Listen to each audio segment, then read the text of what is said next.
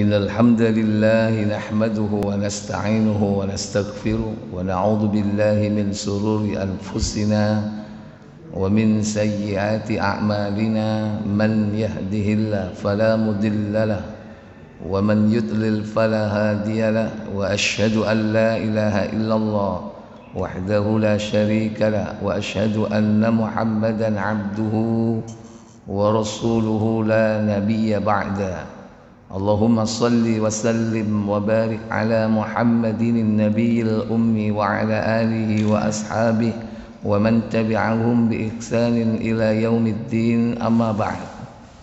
Bersyukur kita kepada Allah Tabaraka wa Ta'ala yang telah melimpahkan nikmat kepada kita semua. Alhamdulillah, pada pagi yang berbahagia ini dipertemukan kita dalam keadaan sehat walafiat. Semoga Allah Jalla Jalaluh memberikan kita istiqamah dalam iman, dalam amal saleh sampai akhir hidup kita di dunia ini. Semoga Allah memberikan nikmat husnul khatimah. Tak lupa salawat dan salam semoga tetap terlimpah kepada junjungan kita Nabi besar Muhammad sallallahu alaihi wa ala alihi wasallam beserta seluruh keluarga dan keturunan beliau, para sahabat beliau dan seluruh pengikut-pengikutnya hingga tibanya hari kiamat.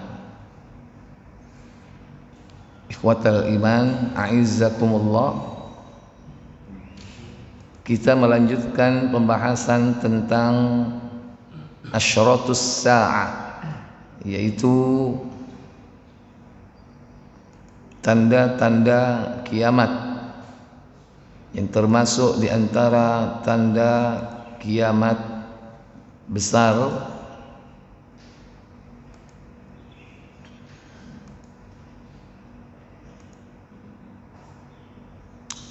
selanjutnya yaitu rusaknya tatanan kehidupan umat manusia. Yang dimaksud di sini yaitu manusia sudah banyak menyimpang dari ajaran Allah Tabaraka wa Ta'ala, sebagaimana disebutkan di dalam hadis Tirmizi nomor 2205.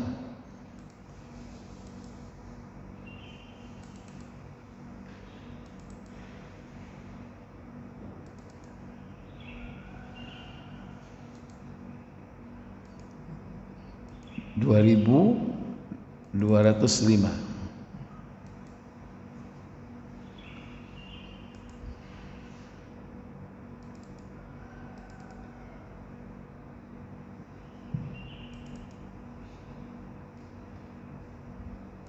Silakan. Dari Anas bin Malik, ia berkata, aku akan memberitahukan kepada kalian sebuah hadis yang kudengar dari Rasulullah, di mana tidak ada seorang pun yang memberitahukan kepada kalian sepeninggalku. Ia mendengarnya dari Rasulullah SAW dan ia berkata, beliau bersabda. Apa sabda beliau sallallahu alaihi wasallam? Sesungguhnya di antara tanda-tanda hari kiamat adalah ilmu akan diangkat. Min asyratis sa'ah, di antara tanda-tanda kiamat yaitu yang pertama disebutkan ayyur fa'al ilmu diangkat oleh Allah Tabaraka wa Ta'ala. Bagaimana Allah mengangkat ilmu? Allah mengangkat ilmu biqabdil ulama, yaitu dengan mewafatkan ulama. Itu yang pertama. Kemudian yang kedua, kebodohan semakin tampak. Wa yudharal jahlu, kebodohan semakin merajalela. Kebodohan di sini yang dimaksud yaitu kebodohan dalam ilmu al-wajibat, ilmu-ilmu yang wajib, ilmu syar'i, ilmu din, ilmu agama. Kalau ilmu pengetahuan dan teknologi semakin berkembang, semakin menuju kepada puncak. 10 tahun yang lalu, 20 tahun yang lalu kita belum mengenal HP. Sekarang bukan hanya HP, tapi teknologi merambah ke seluruh bidang kehidupan, bidang kedokteran, bidang sistem keamanan, bidang pertanian, semuanya. Mungkin barangkali suatu saat nanti akan ada perkembangan-perkembangan yang tidak terduga, yang hari ini kita belum berpikir. Alat-alat produk yang diciptakan manusia untuk mempermudah kehidupan mereka. Kalau masalah ilmu dunia jangan ditanya. Tapi kebodohan yang nampak di sini yaitu kebodohan dalam perkara din, perkara agama. Itu tampak. Ada yang menikah nggak pakai wali, katanya nggak apa-apa. Itu kan kebodohan.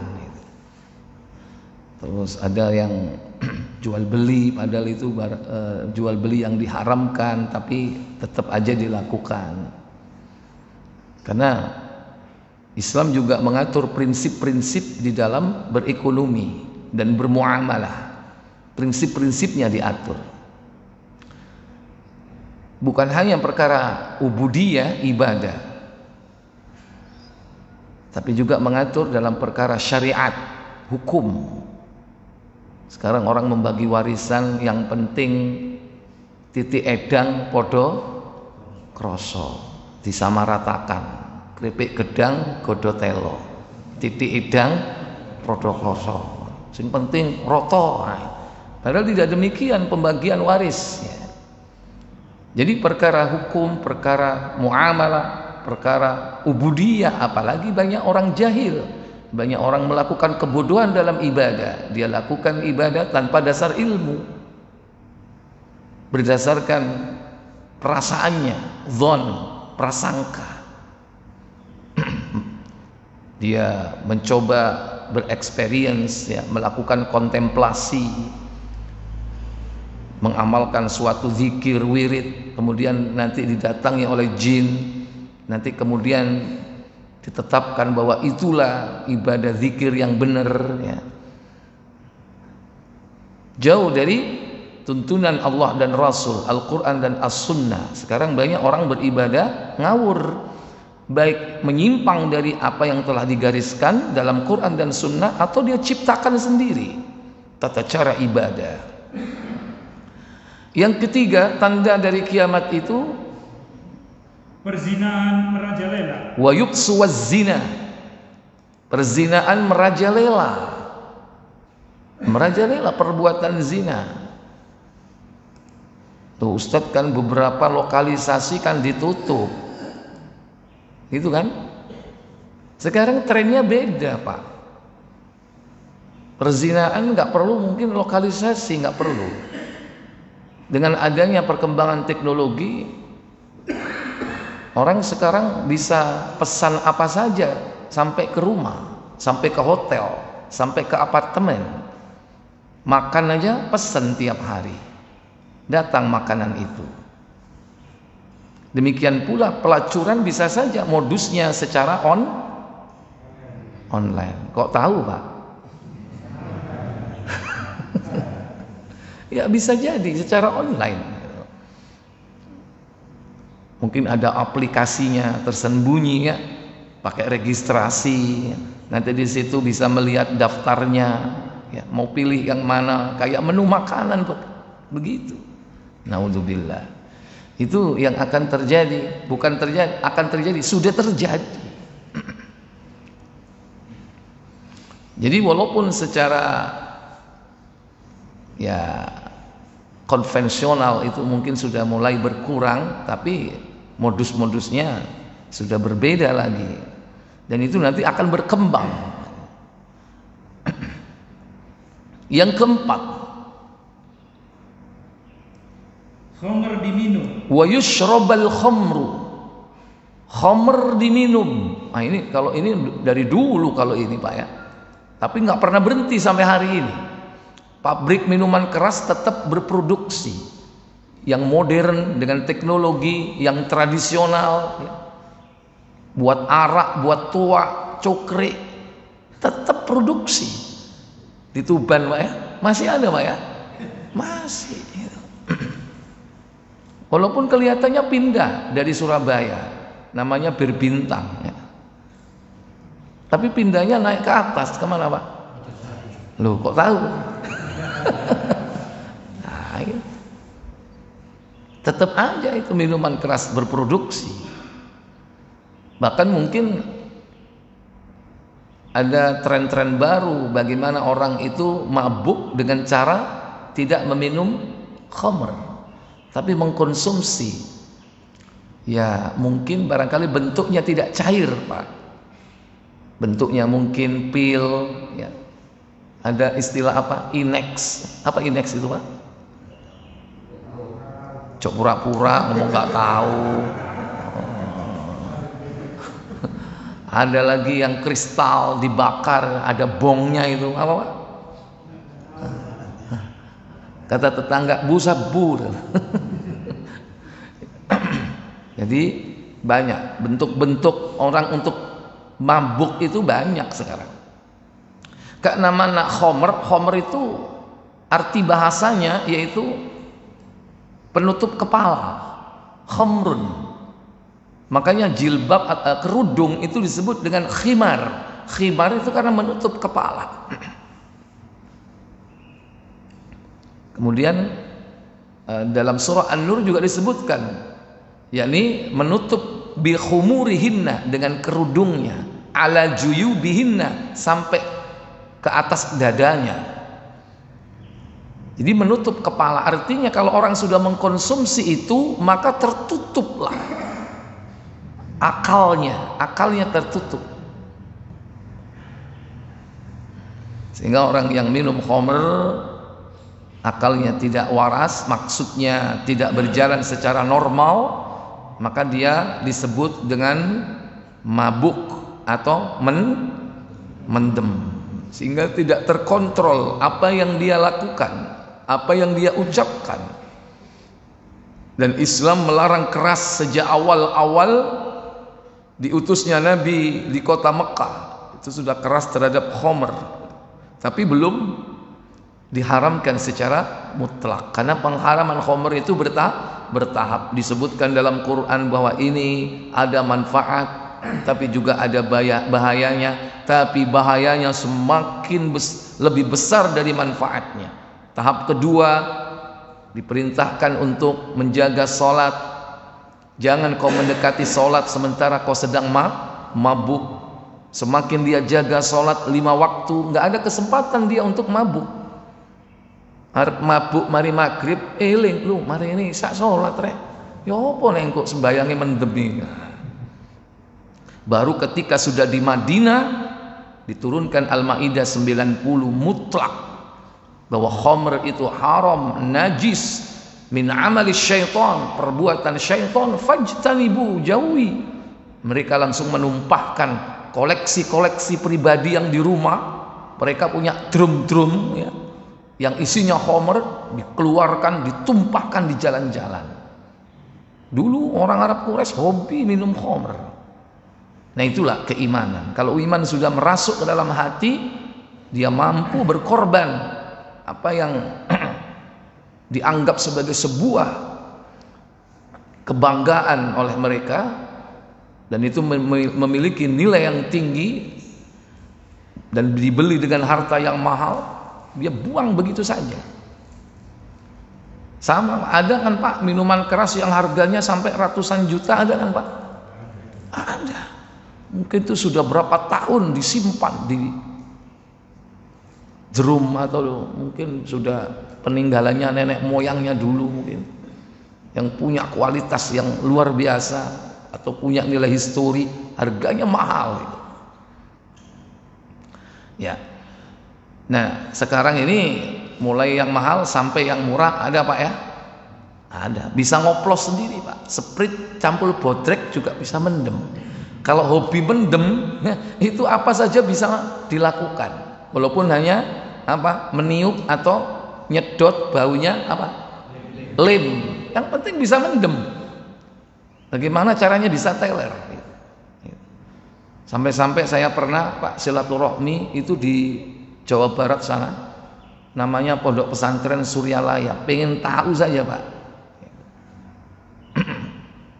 bagaimana cara mereka untuk ya menyembuhkan orang-orang yang terkena narkoba atau orang yang kecanduan minum khamr. Tetap saja mereka bisa cari usaha untuk bagaimana caranya mendem, walaupun mereka sudah dikurung. Sampai ada yang maaf kotoran sapi Pak ya, begitu kotor masih hangat nih, ditutup sama timba blek Pak. Kan itu kan gas Pak ya, itu dilubangi disedot Pak, yang penting mendem. Sampai seperti itu. Gimana caranya, pokoknya bisa mendem. Nah ini, kalau orang sudah kecanduan khamr, judi, apapun bisa dilakukan. Kemudian wanita semakin banyak dan sebaliknya, dan kaum pria semakin sedikit. Iya. Wanisa'un katsirun warijal qalil. Ya. Jadi wanita banyak jumlahnya, sementara laki-laki semakin sedikit jumlahnya. Artinya bukan banyak laki-laki yang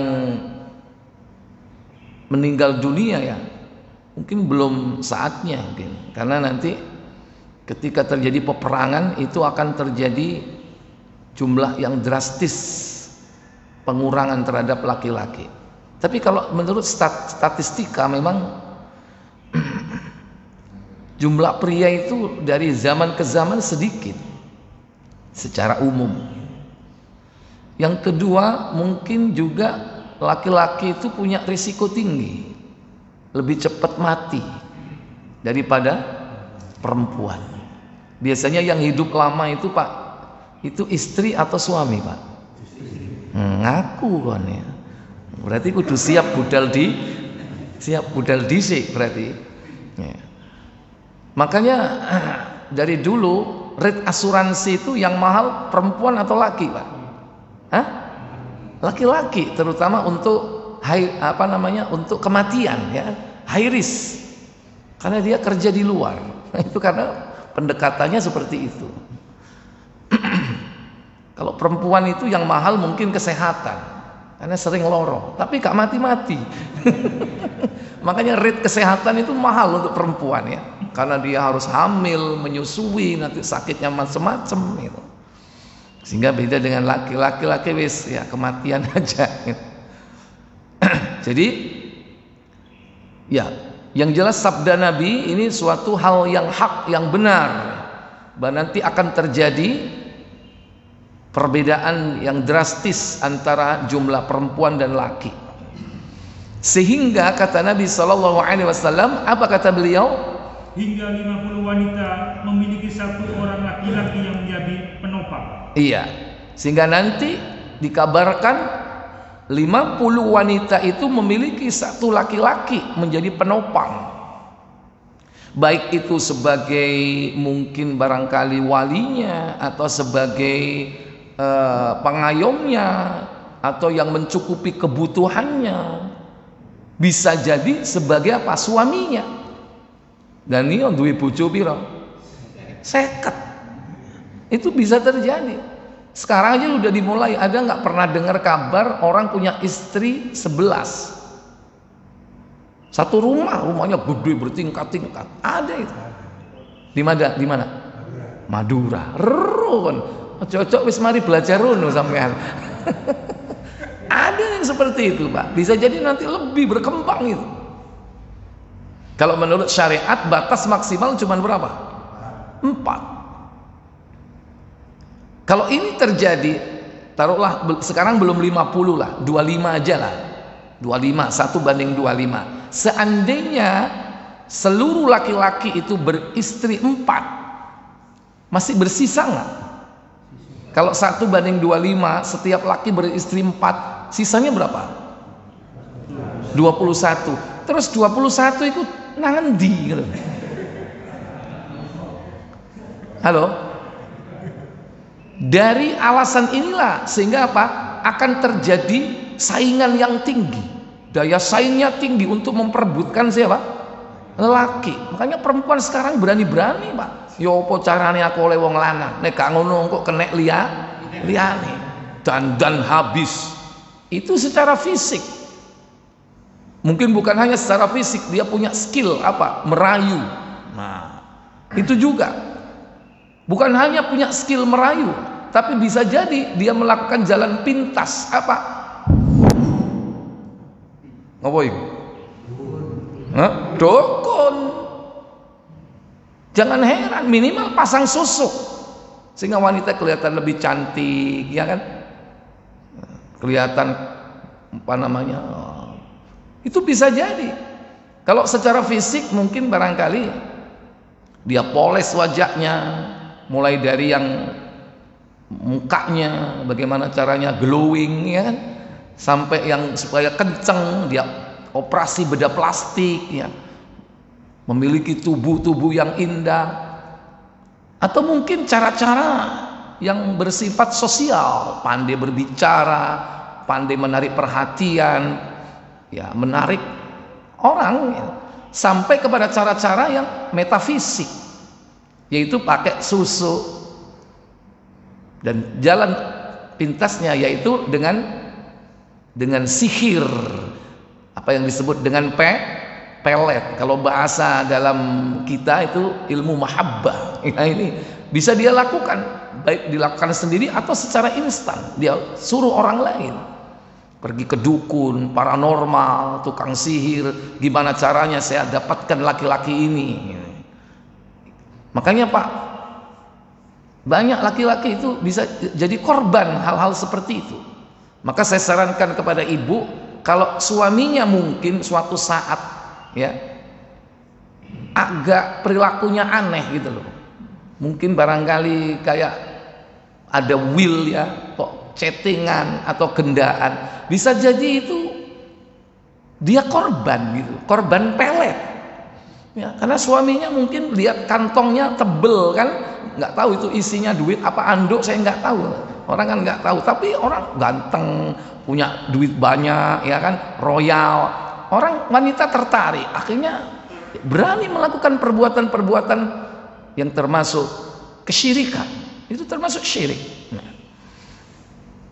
Nah itulah kenapa akhirnya banyak terjadi perzinaan sampai mengobral diri.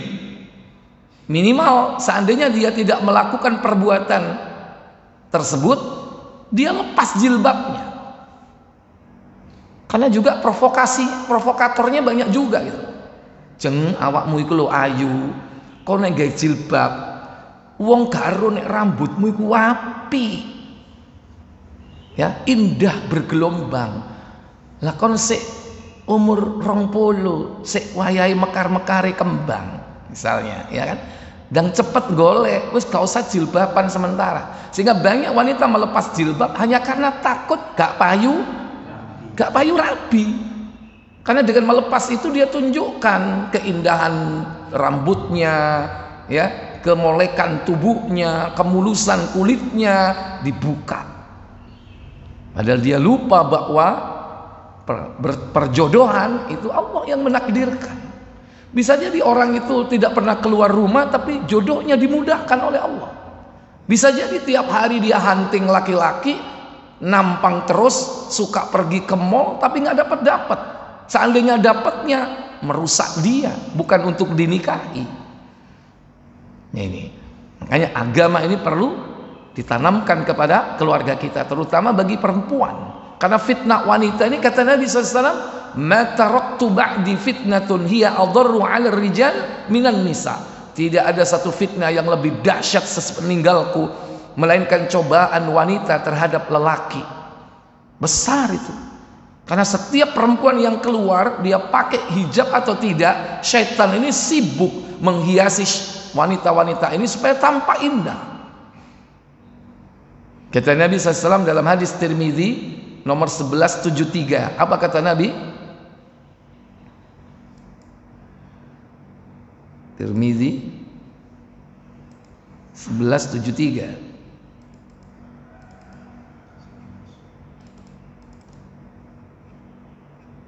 Ya. Silakan. Dari Abdullah, dari Nabi SAW, beliau bersabda. Apa sabda beliau sallallahu alaihi wasallam? Perempuan adalah aurat. Ketika perempuan keluar, maka syaitan menghiasinya dalam pandangan lelaki. Iya. Al-mar'atu aurah. Wanita itu adalah aurat. Wa idza kharajatil mar'a istashrafaha syaitan. Jika wanita itu keluar dari rumahnya, maka syaitan sibuk menghiasi wanita itu tampak indah di hadapan lelaki. Ini harus dijadikan pegangan ya bagi para wanita dan bagi para lelaki yang memiliki tanggung jawab kepada perempuan, baik istrinya ataupun anak-anaknya. Ini harus difahami supaya tidak gampang-gampang membiarkan istrinya keluar rumah kecuali ada hajat yang mendesak.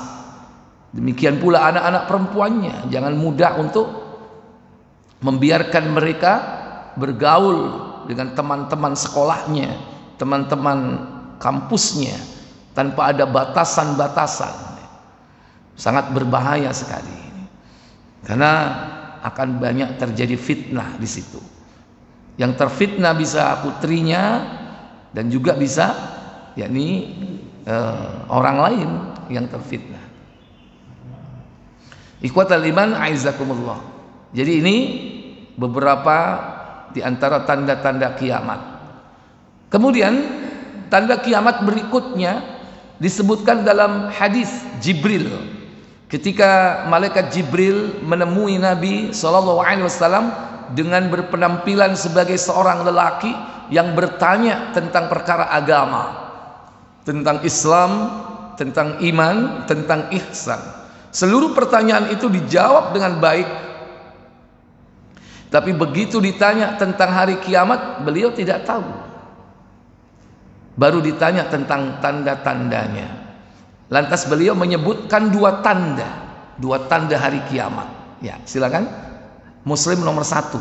Hadis Jibril itu dicantumkan dalam Sahih Muslim nomor 1.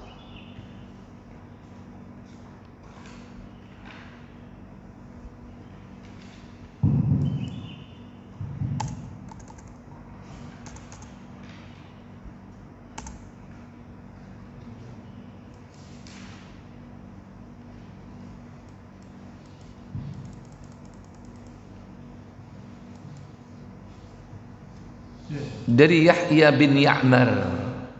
Dari Yahya bin Ya'mar radhiyallahu anhu, katanya, orang yang mula-mula bicara di Basrah menentang adanya qadar ialah Ma'bad al-Juhani. Maka pada suatu ketika aku dan Humaid bin Abdurrahman al-Hamairi sama-sama pergi haji atau umrah.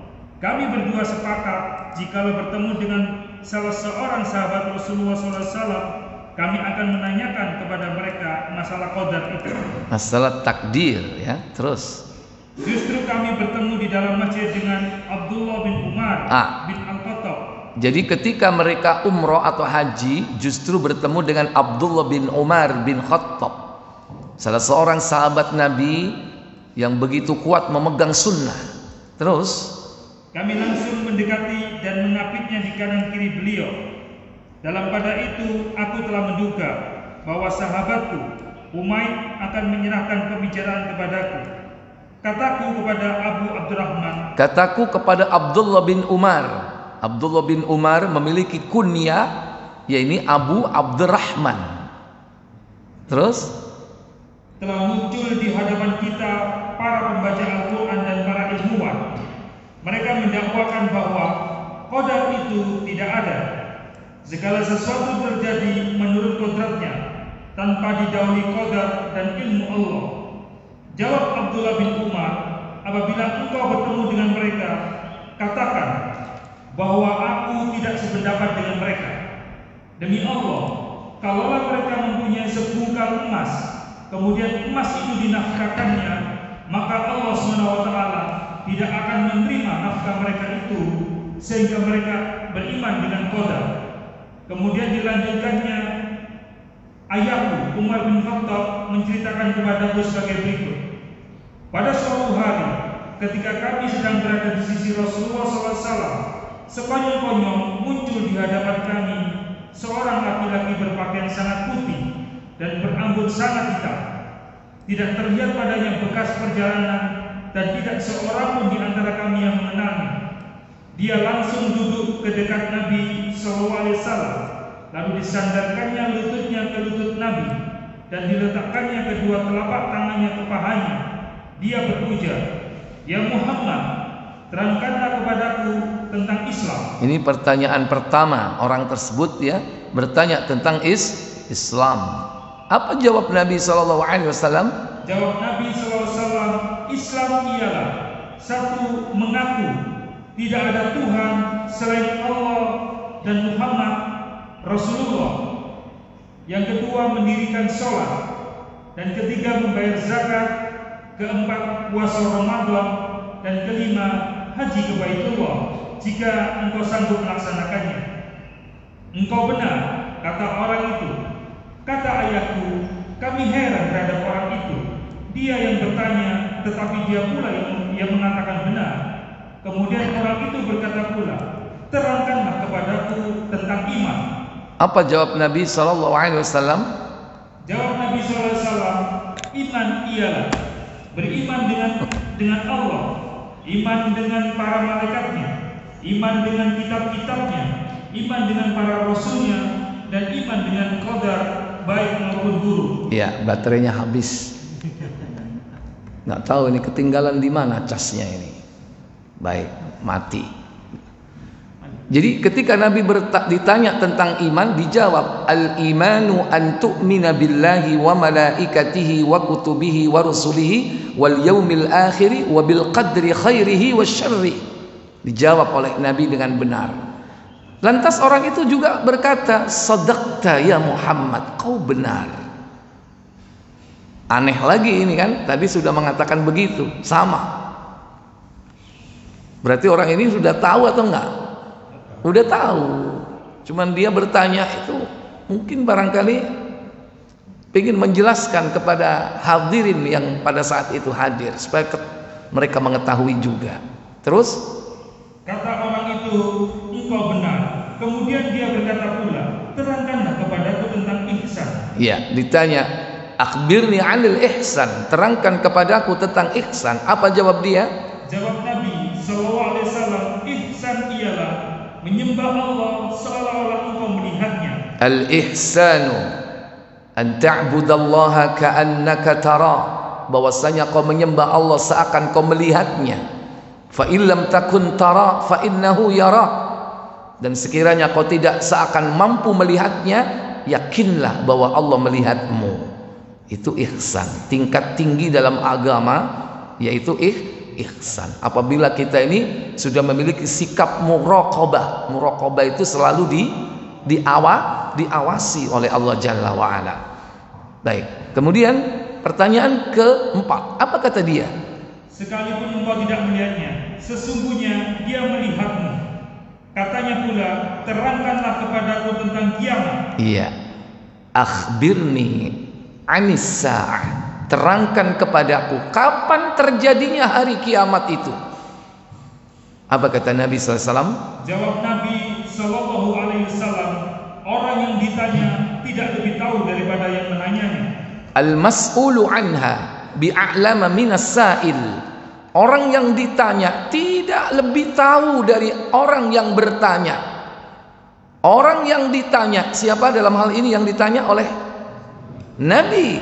Orang yang ditanya, Nabi tidak tahu, tidak lebih tahu minas sa'il, daripada orang yang bertanya, yaitu orang asing tadi. Dua-duanya nggak tahu. Ternyata dua-duanya ini adalah makhluk terbaik di jagat raya.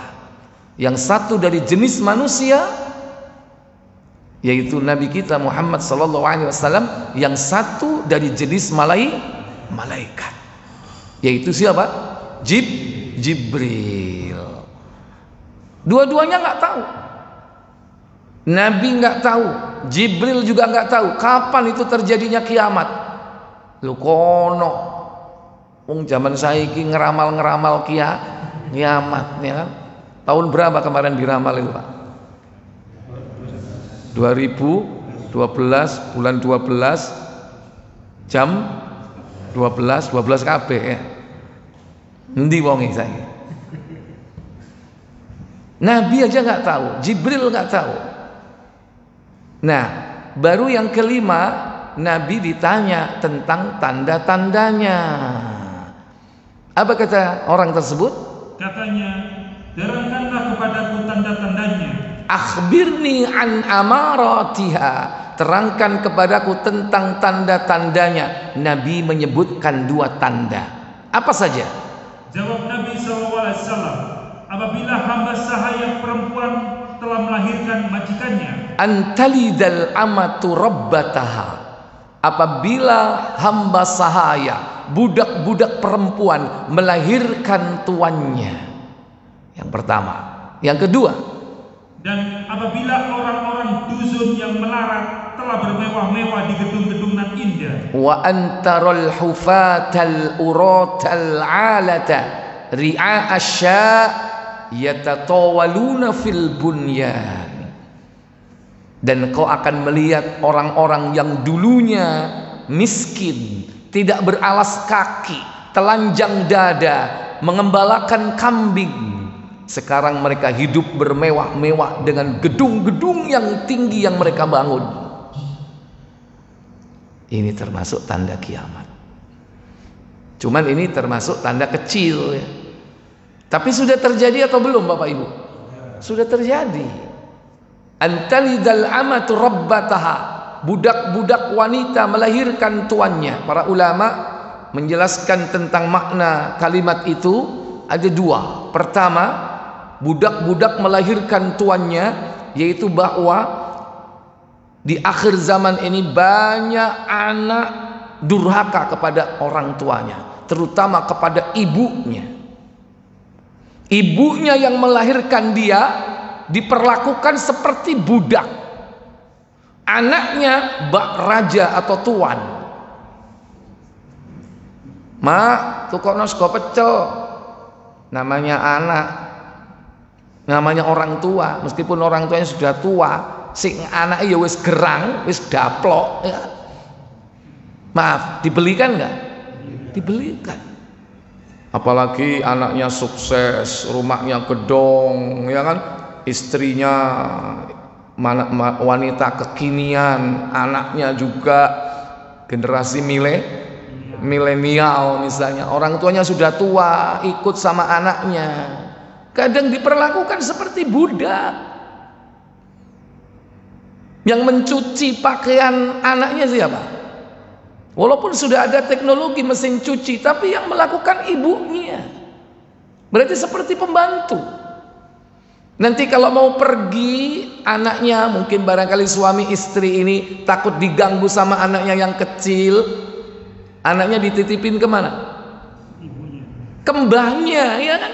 Kembahnya. Oh, namanya mbak, kakek, nenek, seneng-seneng aja. Tapi kan nggak sopan seperti itu. Mak, aku tak budal seo, titip are-are. Ya kan? Seperti baby apa? Maaf. Iya, diperlakukan seperti babysitter gitu loh. Buat ngemong anaknya, sementara kita pergi bukan untuk urusan yang penting. Kalau untuk haji, untuk umroh wajar, ya kan? Tapi ngelencer, pengen bulan madu yang kedua, ketiga dan seterusnya. Hanya untuk rekreasi, anaknya ditinggal nanti ngerecokin, ya kan? Siapa yang ngomong? Orang tuanya, tidak lain yaitu nenek dari cucunya itu.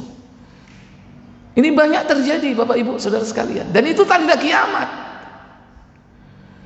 Yang lebih ironi itu kadang timbangannya ngerepoti wis ditekek nanggone panti jompo. Maaf, kalau ada ibu yang sudah tua renta, mungkin dianggap mengganggu di rumah, ditaruh di panti jompo, sekalipun panti jomponya itu lux, fasilitas lengkap, dokter siap 24 jam misalnya, tiap bulan harus ngasih misalnya 50 juta di tempat itu.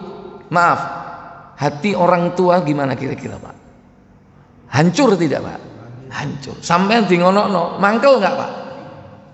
Mau wis kayak sok melaku, wis kena stroke, ya kan? Tahu-tahu di sana ditaruh.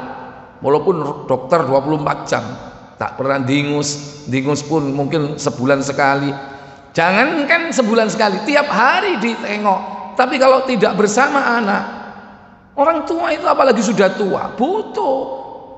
Ya ini apa? Punya kumpulan. Bahasanya kan itu. Ada salah satu yang dijadikan kumpulan. Maaf, biasanya lebih dekat kepada anak perempuan atau anak laki, Pak. Orang tua itu, Pak. Iya, biasanya kepada mungkin ibu ya. Kepada anak perempuan, ya apa ibunya lebih senang kumpul sama anak anak perempuannya. Bener ya? Iya.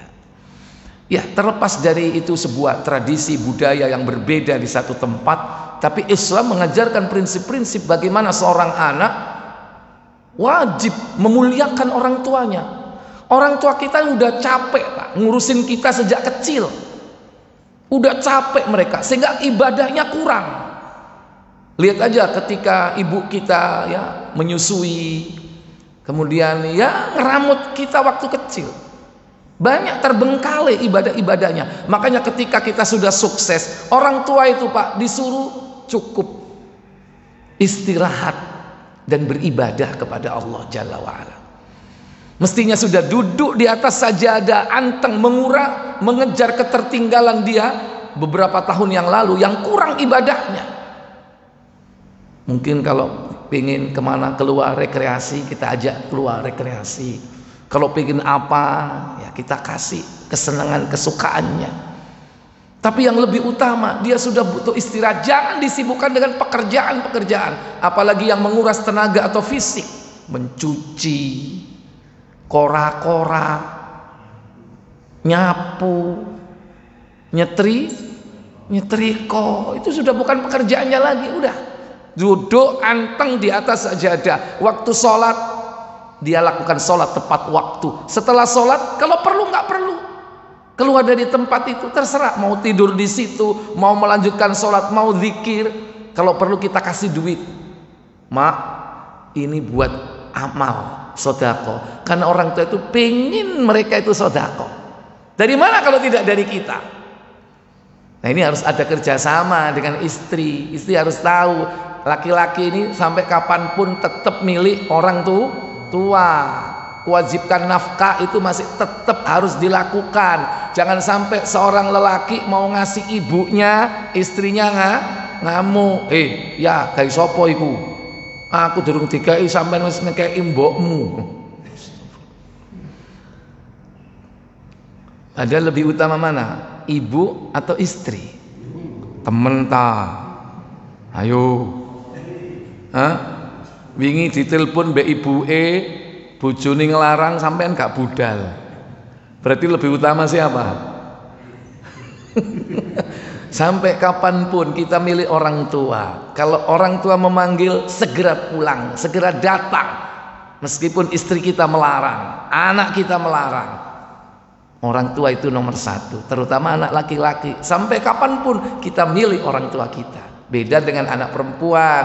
Kalau dia sudah menikah, kita serahkan kepada suaminya 100%. Dia milik suaminya. Kita nggak berhak, kecuali kalau dia minta saran kepada kita, sekedar masukan. Baik, ikhwatal iman, aizakumullah. Yang kedua, dijelaskan oleh para ulama, budak-budak wanita melahirkan tuannya itu nanti akan terjadi secara masif ketika kaum muslimin mendapatkan kejayaan, memenangkan pertempuran akhir zaman, sehingga kaum muslimin menang banyak rampasan perang, banyak tawanan. Nah, tawanan ini akan menjadi apa?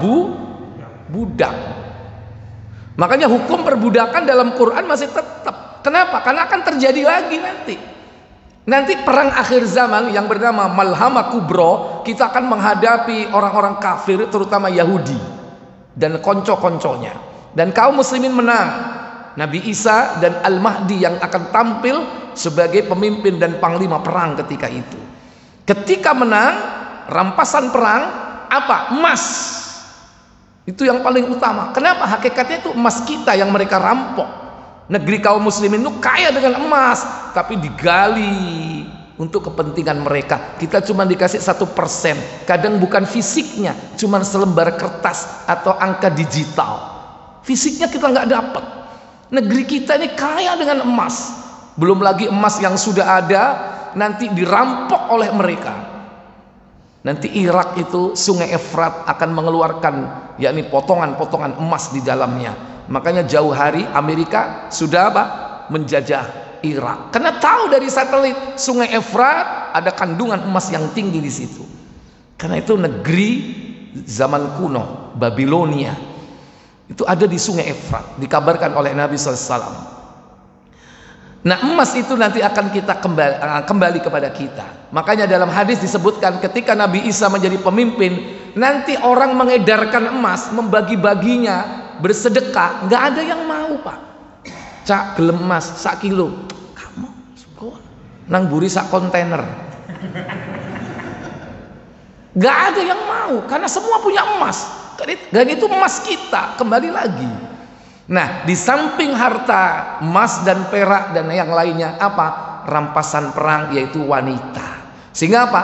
Pasukan-pasukan perang itu mereka nanti dapat budak wanita banyak. Kon telu, sampai 5, kon pitu mana ini? Ya, dikasih. Kan begitu. Dulu di zaman Rasul SAW begitu, dibagi. Nah, dari kasus itulah nanti ketika tuannya ini menjimak budak-budaknya, ada yang melahirkan anak. Saya tanya, status anak dari budak ini merdeka apa budak juga? Hah? Merdeka. Kenapa? Karena bapaknya merdeka.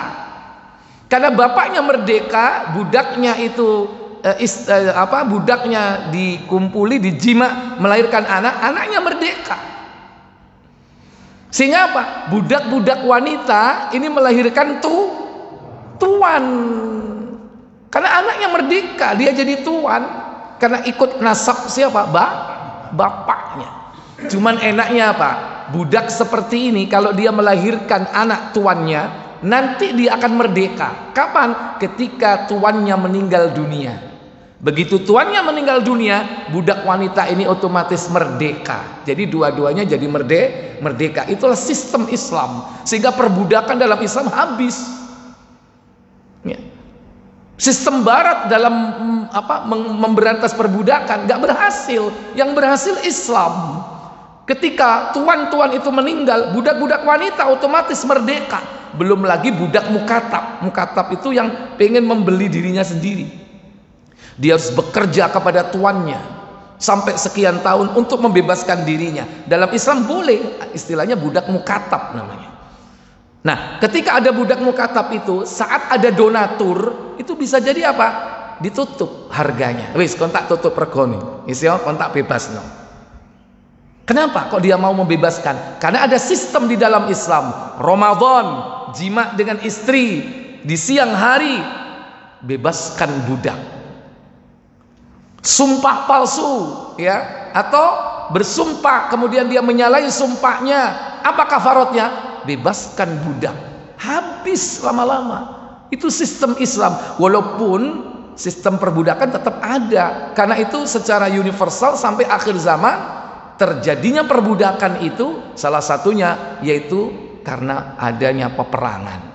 Pihak yang kalah maka dia akan menjadi budak. Itu udah otomatis, itu hukum universal yang berlaku sampai akhir zaman. Makanya dalam surah Al-Mu'minun, dalam surah-surah yang lain perbudakan masih tetap ada. kecuali kepada istri-istrimu dan budak-budak perempuanmu. Nah itu ya. Baik, ini yang pertama. Yang kedua, tanda kiamat yang disebutkan oleh Nabi ketika ditanya tadi apa? Wa antarul hufata, dan kau akan melihat nanti orang-orang yang dulunya tidak beralas kaki, urata, telanjang dada, maksudnya cuman pakai penutup kemaluan utama mulai dari pusar sampai lutut. Jadi kayak apa? Tarsan, telanjang dada, memanggul pedang. Suku-suku di zaman itu banyak sekali. Contohnya suku atau Bani Mudhor yang pernah datang kepada Nabi, itu kalau datang itu tanpa alas kaki, tanpa baju, dan bawahannya ini apa? Kulit macan. Ya, bawahannya ini ditutup dengan kulit macan sehingga tanpa baju, dan memanggul pedang persis apa? Hah? Ya, persis Tarsan memanggul pedang lagi. Itu rata-rata Bani Mudhor itu seperti itu. Dan itu sukunya Rasul sallallahu alaihi wasallam, Mudhor. Nih.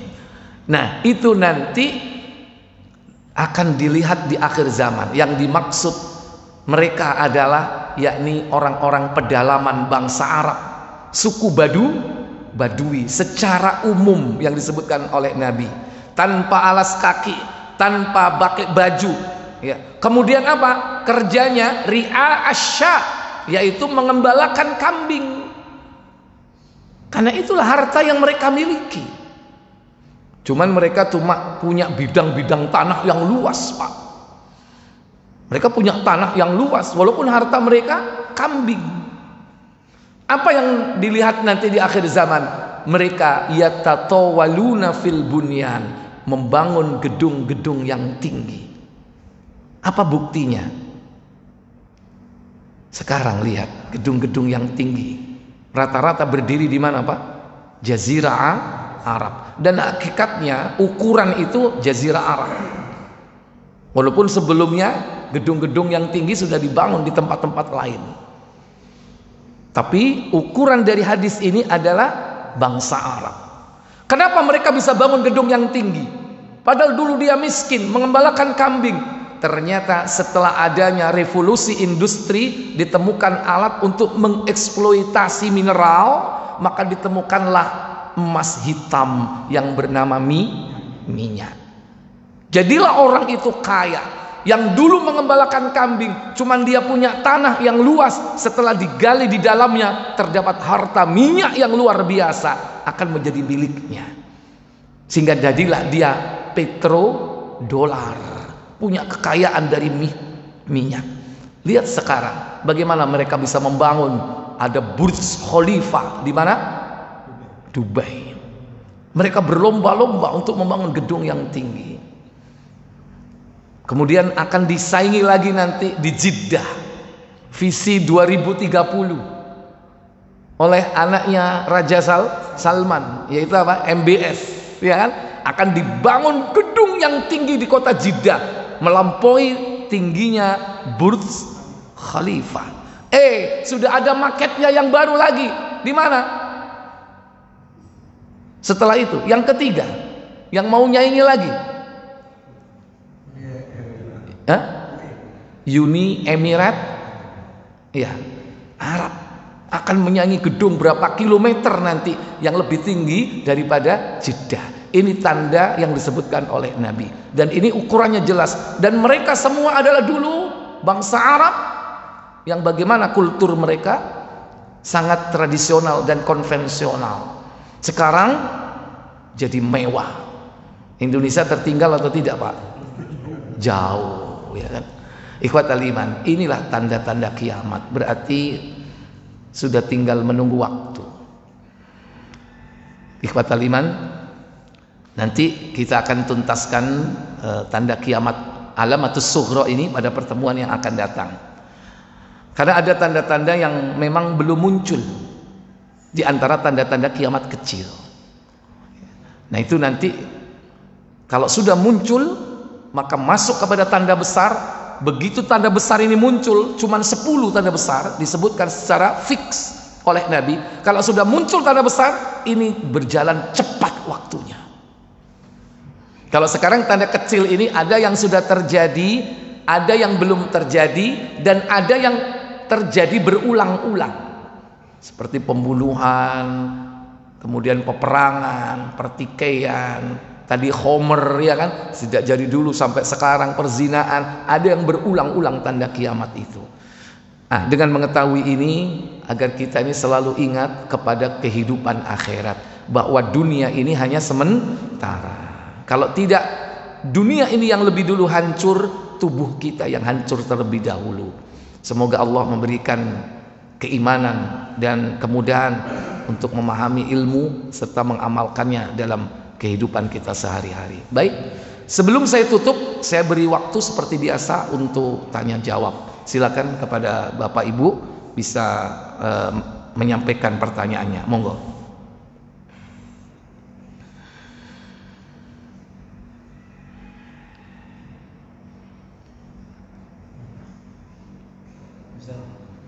Ya. Kalau bencana yang kemarin datang seperti tiba-tiba itu, apakah juga tanda-tanda bagian dari kiamat itu? Baik. Kayak di Malang gitu, di Batu. Ya. Ya, bencana itu memang karena perbuatan tangan manusia. Terutama berkaitan dengan bencana-bencana yang kadang jarang terjadi ya. Contoh misalnya di Palu kemarin itu terjadi likuifaksi, pembenaman ke dalam bumi. Ada penenggelaman, ada pembenaman. Kalau penenggelaman itu di air, dan itu sering terjadi. Banjir, ada banjir bandang, ada banjir tsunami. Tsunami termasuk kan kategori itu kan udah biasa itu.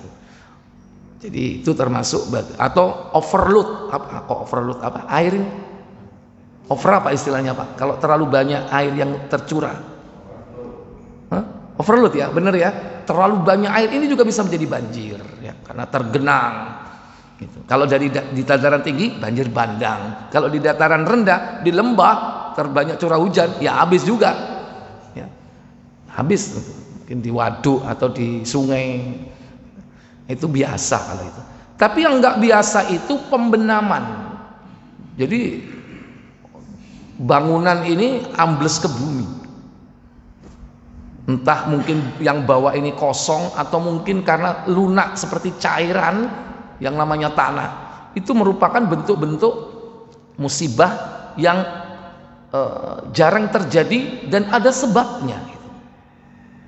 Apa sebabnya itu? Dikatakan Nabi, sebabnya ada 3. Coba dibuka Tirmizi 2212 2212.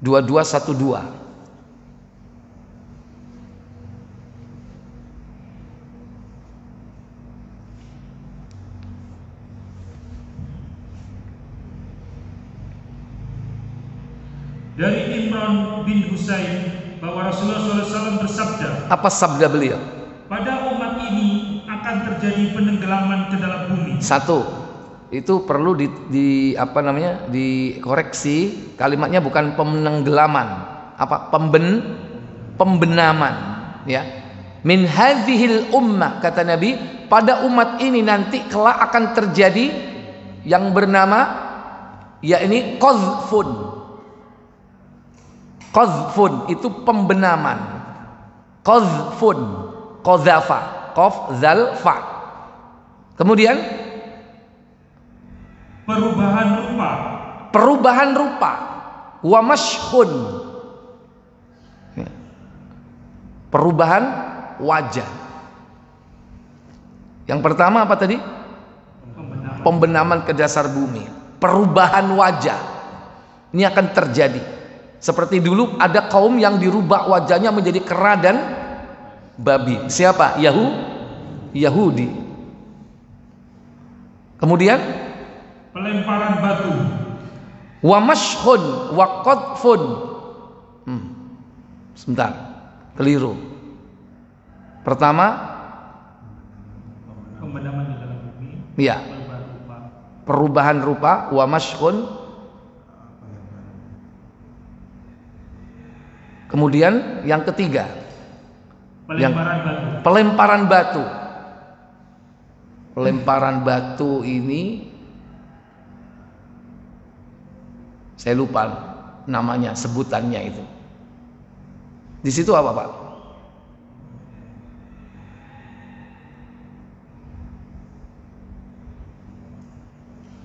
Tulisan Arabnya maksudnya, Pak. Coba dilihat.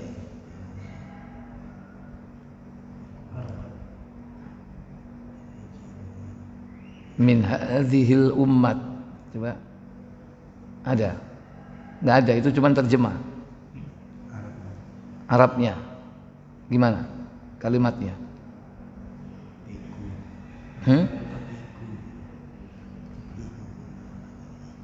Yang perubahan wajah itu.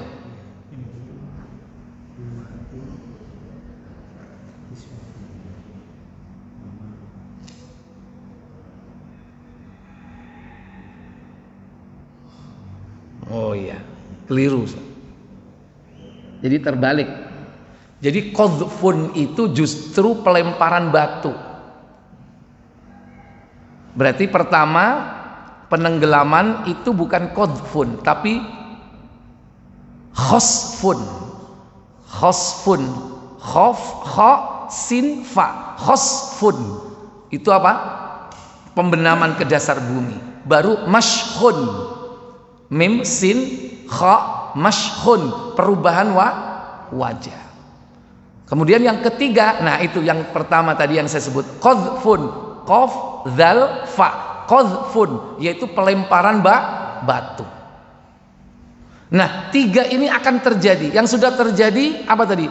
Mashkhun, yaitu apa? Pemendaman ke dasar bumi. Apa? Qasfun ya. Khasfun, pembenaman ke dasar bumi, pernah terjadi di negeri kita. Pelemparan batu sudah atau belum ya? Pelemparan batu.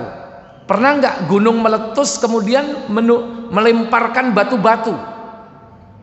Walaupun kecil, pernah nggak? Di Jawa Timur katanya pernah itu, sampai rumah kena batu-batu di atasnya, ambruk rumahnya. Gunung apa itu? Pernah. Itu contoh saja kecil ya, pernah terjadi. Qadhfun, yaitu apa? Pelemparan batu, betul. Qadhfun. Yang maskhun ini sudah atau belum perubahan wajah? Orang dirubah wajahnya? Belum, ya sudah ditunggu. Berarti yang belum itu Pak ya, perubahan wajah. Apa sebabnya? Sebabnya tiga sebab. Lanjut. Fama tadzaka, kata Nabi SAW. Kapan hal itu terjadi? Apa kata beliau? Seseorang dari kaum muslimin bertanya, wahai Rasulullah, kapan hal itu akan terjadi?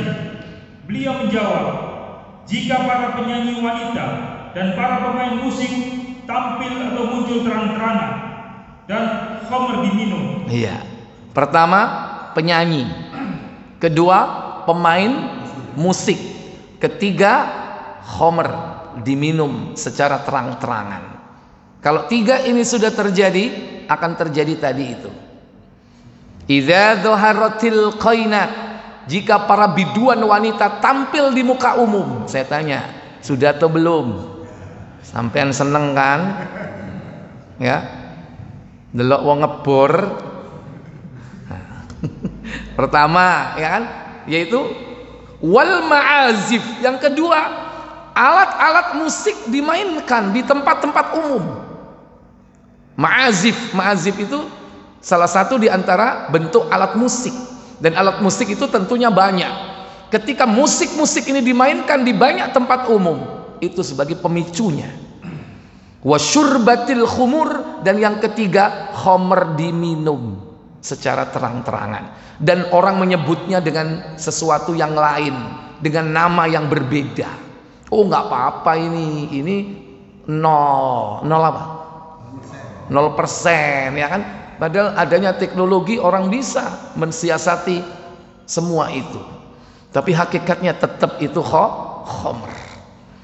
Kalau sudah merajalela di mana-mana akan terjadi pembenaman, perubahan wajah, dan ya pelemparan batu. Dan perubahan wajah ini bisa jadi Bapak Ibu Allah yang merubah wajahnya. Bisa jadi Allah membuat orang itu merubah wajahnya sendiri, Pak. Bukan hanya operasi plastik, Pak. Ya memang itu tekniknya dengan operasi. Tapi sekarang udah muncul, Pak, di barat itu orang yang sudah bosan wajah manusia. Sudah bosan dengan wajah manusia. Sehingga apa? Dia merubah wajahnya dengan operasi bedah plastik seperti karakter-karakter yang dia idolakan di film-film. Ada yang merubah wajahnya seperti ular, ada yang merubah wajahnya seperti dinosaurus. Itu dengan operasi plastik, Pak. Kalau enggak nanti lihat di YouTube, Pak, ya manusia dengan wajah seperti itu udah mulai banyak itu. Dan mereka bangga, Pak. Ada yang wajahnya seperti syaitan, ya ada yang seperti ular, itu pakai ditanam sisik-sisik, Pak, seperti ular. Dan dia beli siung itu ditaruh di sini, diimplan di mulutnya, sehingga kemana-mana, wow, dia merasa bangga, orang ini aneh. Saya tanya, menakutkan nggak, Pak? Jadi Allah itu bisa jadi merubah wajah seseorang itu langsung seperti azab, seperti Bani Israel dulu. Atau apa? Allah gerakkan dirinya merubah wajahnya sendiri. Baik mempercantik dirinya, membuat ganteng dirinya, atau dia terobsesi dengan idola yang dia inginkan.